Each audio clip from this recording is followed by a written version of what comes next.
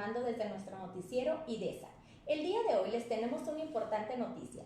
Un grupo de prestigiosas maestras investigadoras se han dado a la tarea de indagar acerca de los grupos, su formación, la forma en la que suelen unirse, así como los objetivos que llevan a la gente a reunirse con los demás.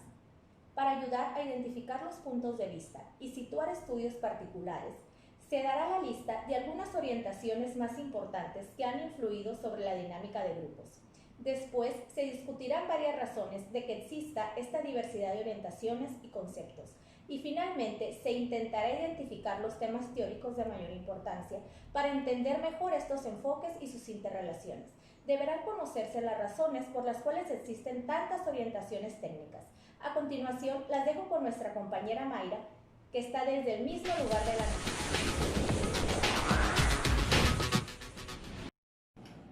Buenas tardes, Alejandra. Pues como bien lo dijiste, nos encontramos aquí en este laboratorio en donde se realizan diversos estudios sobre las dinámicas de grupo, y el motivo por el que nos estamos reunidos en esta tarde es porque hemos realizado una investigación exhaustiva para conocer las principales orientaciones teóricas para el estudio de los grupos. Bueno, pues les comparto que la primera orientación es conocida como la teoría de campo, en la cual el comportamiento está en función de una persona que interactúa en un entorno, el cual conocemos como un espacio personal, en donde aquí interactúan tres elementos básicos, que es la fuerza, también conocida como motivación, o la atención y la necesidad.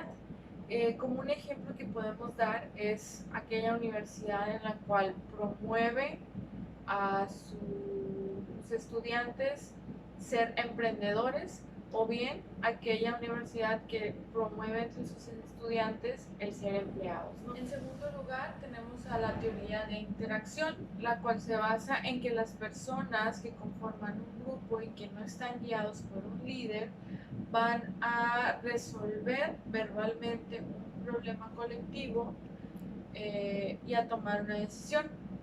Esta orientación está destinada a conocer las relaciones en el interior del grupo y a mejorar la pauta de comportamiento en conjunto en base a dos elementos, que es uno, la actividad, y siguiente, las relaciones afectivos y emocionales. Si lo llevamos de igual manera que en el caso anterior a un aula, podemos ejemplificarlo con una tarea o un trabajo en equipo, en donde algunos miembros del grupo van a tomar un enfoque hacia la actividad o hacia el elemento intelectual, como puede ser hacer recomendaciones, solicitar información, y otros miembros pueden tomar este rol psicoemocional, como puede ser sentirse tensos o ser solidario. A esto se refiere básicamente esta teoría. Dentro de la tercera orientación se encuentra el punto de vista de que el grupo es un sistema, por eso se conoce como teoría de sistemas. Así, son conceptos esenciales del trabajo estimulado por Newcomb: el sistema de orientación, el sistema de posiciones y papeles intercambiables. Las teorías de sistemas hacen mucho hincapié en varios tipos de ingresos y egresos del sistema, y comparten con la teoría del campo un interés fundamental por los procesos equilibrados. Continuamos aquí, y pues en la cuarta posición encontramos la teoría sociométrica, la cual tiene como objetivo medir el comportamiento social de un grupo. Es decir, es una técnica que brinda información sobre la estructura interna de dicho grupo, de dicho grupo. Preocupa las elecciones personales que mantienen unidos a los miembros de los grupos, y cuantifica las elecciones o rechazos que tiene un miembro dentro del grupo por parte de sus compañeros. Aquí podemos encontrar un ejemplo. Este instrumento o esta orientación puede ser de utilidad al docente para medir la influencia de un líder o las consecuencias que tiene en un grupo por la incorporación de nuevos estudiantes dentro del salón de clases. Por otro lado, encontramos la teoría psicoanalítica, la cual se centra en la influencia del pasado sobre el funcionamiento cotidiano de una persona. Aquí esta influencia puede afectar la identificación de los miembros, es decir, algunos miembros pueden establecer relaciones similares. Por otro lado, también toma efecto la regresión, la cual es conocer cómo las experiencias pasadas impactan en las motivaciones de las personas de una manera inconsciente. Básicamente, esa teoría tiene un enfoque motivacional. Continuamos aquí y la sexta orientación es la psicología en general, dentro de las cuales destaca la teoría cognitiva, la cual insiste en la importancia de entender cómo los individuos reciben e integran la información de su entorno social y cómo esta información afecta en sus conductas. Está relacionada con aspectos como la atención, la percepción, la memoria, pensamiento, lenguaje y aprendizaje. Aquí podemos dar un ejemplo. Por un lado, un matemático visualiza el mundo a través de números, de símbolos, de fórmulas, y mientras que un artista estudia su entorno o interpreta su entorno social a través del arte, como puede ser a través de una pintura, de una canción, de una escultura. También podemos encontrar la orientación empírico-estadística, la cual adopta una posición en que es necesario avanzar más en el estudio científico de los grupos sociales para lograr una identificación clara y sistemática de las dimensiones esenciales en términos de las cuales se puede describir cualquier campo de interacción social. Para concluir con las orientaciones teóricas, encontramos la orientación de modelos estructurales, la cual, al contrario de la anterior, esta busca categorizar a través de atributos formales con el apoyo de las matemáticas. En esta investigación hemos englobado tan solo 8 de los muchos enfoques que existen para el estudio de los grupos, y aunque pudiera parecer que estos compiten entre sí, un cuidadoso estudio revelará que en realidad las diferentes teorías y explicaciones no se contradicen, sino que se apoyan mutuamente. Más bien, para entender mejor, habría que preguntarnos cuáles son esas razones por las que existen tantas orientaciones o teorías.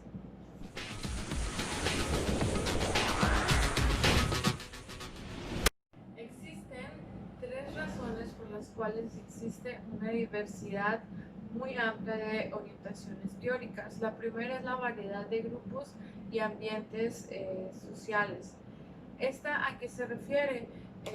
Como el título lo menciona, hay infinidad de grupos, puede ser la familia, grupo de estudiantes, grupo militar, comité social, etc. Entonces es una amplia gama de grupos, y por ejemplo, si tomamos un grupo de estudiantes, hay diferentes ambientes, como puede ser estudiantes dentro de un aula, dentro de un campamento de verano, dentro de un área militar, en un entorno bélico, por mencionar algunos.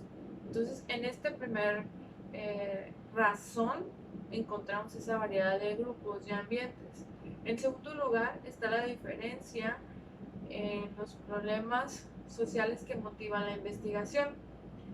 Como ya mencionamos, puede haber una amplia variedad, es una gran diversidad de variables que los investigadores quieran tratar en su grupo de estudio. Como podemos mencionar que un investigador quiera estudiar la división de responsabilidades entre los miembros del grupo, reducir los conflictos entre grupos, o cómo hacer de los grupos un medio más efectivo para cambiar las actitudes. Esos podrían ser 3 ejemplos en donde, dependiendo de la variable que se quiere estudiar, pues va a depender el enfoque o la orientación teórica que se determine. Finalmente, el número de disciplinas que contribuyen en el campo. Cuando un grupo está bajo estudio, los resultados de este estudio puede impactar en otras disciplinas o áreas como puede ser lo político, lo social, lo económico, lo psicológico, y dependerá de la disciplina a la que esté relacionada el enfoque que le quiera dar. Por eso esta es una de las razones por las cuales impacta en el número de revistas.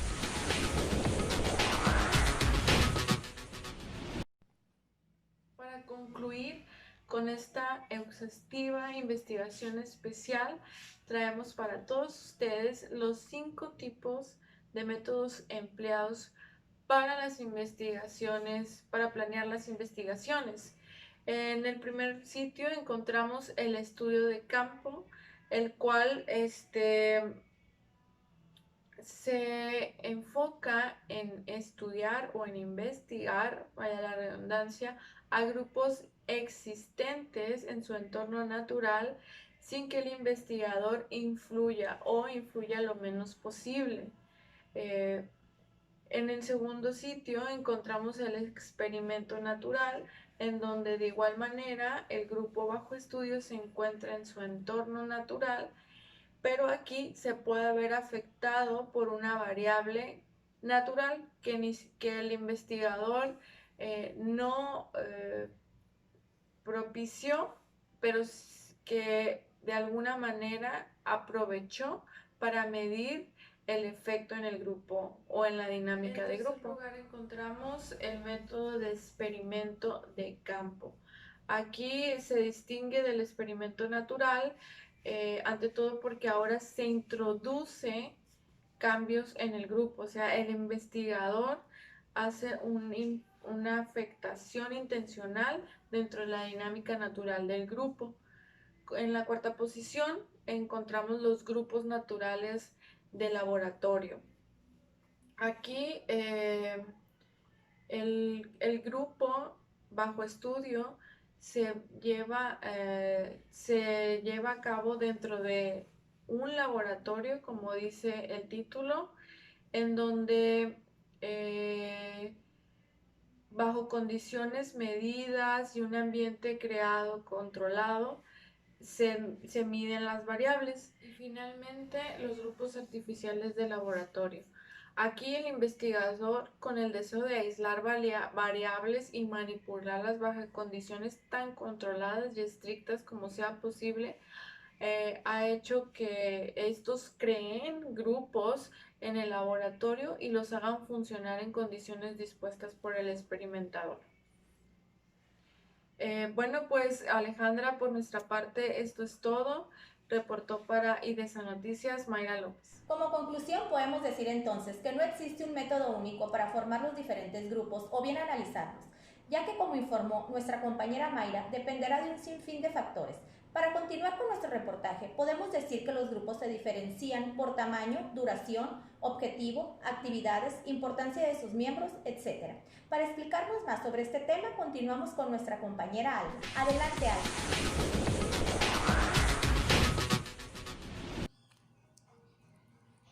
Muy buenas tardes. Hoy dentro de este espacio informativo estaremos hablando sobre la dinámica de grupo. Cabe mencionar que es un campo relativamente joven que está buscando el sentido de identidad. Dentro de esto tenemos algunos temas que se están manejando, principalmente las percepciones sobre los valores que se ganan o se pierden mediante las actividades de un grupo, las formas en que se debe distinguir la dinámica de grupo de otras especializaciones de la ciencia social, el estudio de los grupos, el uso de métodos de investigación propios para los objetivos de la investigación, las relaciones que se deben tener entre la dinámica de un grupo y la sociedad. Cabe mencionar que algunos investigadores han concluido que al hacer una investigación no se puede hacer ninguna preconcepción, ya que no sabemos si los grupos son buenos o son malos. Lo más adecuado es suponer que los grupos pueden facilitar o inhibir el logro de un objetivo social. Dentro de este tema surgen preguntas. Una de ellas serían: ¿cuál es la relación académica entre reunir datos y elaborar una teoría? ¿Cuáles son los objetivos adecuados de estudio y las técnicas adecuadas de observación?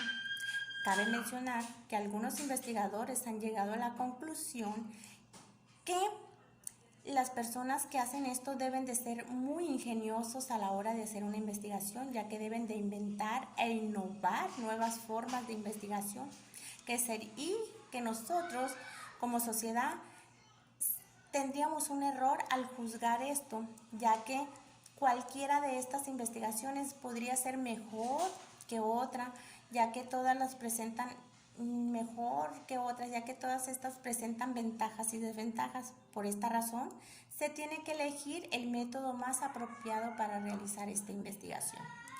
La íntima relación entre la dinámica de un grupo y la sociedad se refleja en la formulación de problemas de investigación.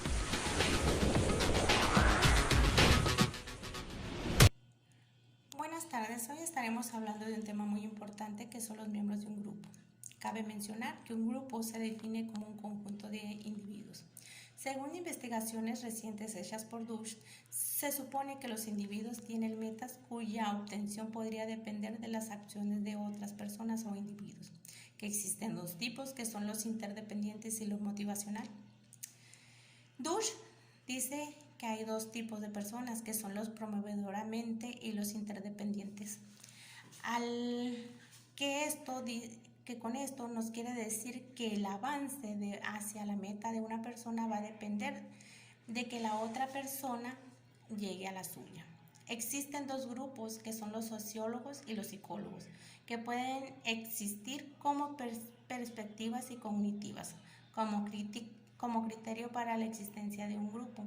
Pueden definirse como grupo social, como una unidad que consiste en un número plural de organismos separados que tienen una opción colectiva, que tienen habilidades o tendencias de actuar de modo unitario. A diferencia de Vales, él define que un grupo o cualquier número de personas que interactúen entre sí deben de tener algunas características. Primero, que deben de ser personas que están participando constantemente. Que también se definen que están dentro de un grupo, que comparten normas y respeto por el tema que se está tocando, comparten los mismos intereses, persiguen metas y actúan de modo unitario. Por mi parte ha sido todo. Muchísimas gracias. Como podemos ver, la íntima relación entre dinámica de grupo y sociedad se refleja en la formulación de problemas de investigación. No obstante, al realizar su trabajo, el especialista en dinámica de grupo no solo debe poseer la habilidad intelectual y la capacidad de pensamiento, sino también la destreza social y sensibilidad elevados, como los principios éticos. Como todos sabemos, un grupo es una suma de individuos situados en ciertas relaciones descriptivas, es decir, observables entre sí.